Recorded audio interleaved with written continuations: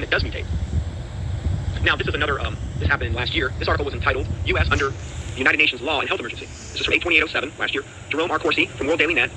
This says that the Security and Prosperity Partnership, or it's otherwise known as SSP, of the North American Summit in Canada, released a plan that establishes the UN, the United Nations law, along with regulations by the World Trade Organization and World Health Organization, as supreme over U.S. law during the pandemic, and sets the stage for militarizing the management of the continental health emergencies.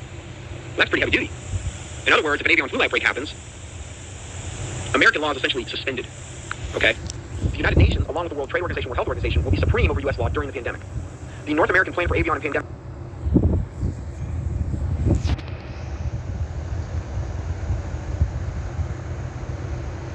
To Mr. Waxman, and then we will get another round.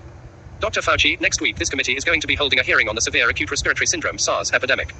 Can you give us an update on what we now know about SARS, including how it is transmitted, how far it has spread, and what we can do to protect ourselves? Dr. Fauci, certainly, Mr. Chairman. SARS, standing for severe acute respiratory syndrome, has now spread through several countries, at least 17 countries. There are over 2,200 cases.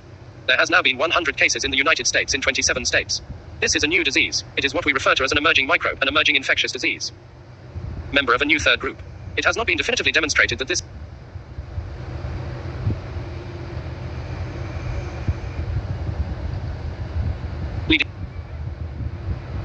and a variety of other agencies, the FDA, in developing diagnostic therapeutics and on our way to a vaccine. So, in summary, Mr. Chairman, it is a serious threat.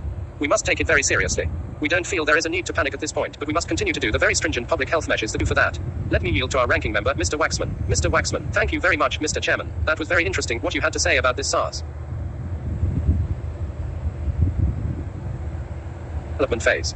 Dr. Fauci, we do, sir, and that is the point that I alluded to briefly in my opening remarks. There is the push and the pull. The NIH and other research agencies make a scientific decision about the kinds of research that we need to do. We rely heavily, as others do, on intelligence reports, particularly from the new Department of Homeland Security about the threat assessment. But the fundamental basic research, that is our decision, and the way we execute this research is a scientific decision. Mr. Waxman, you will be making decisions about research into countermeasures at the same time you oversee research against present threats to health.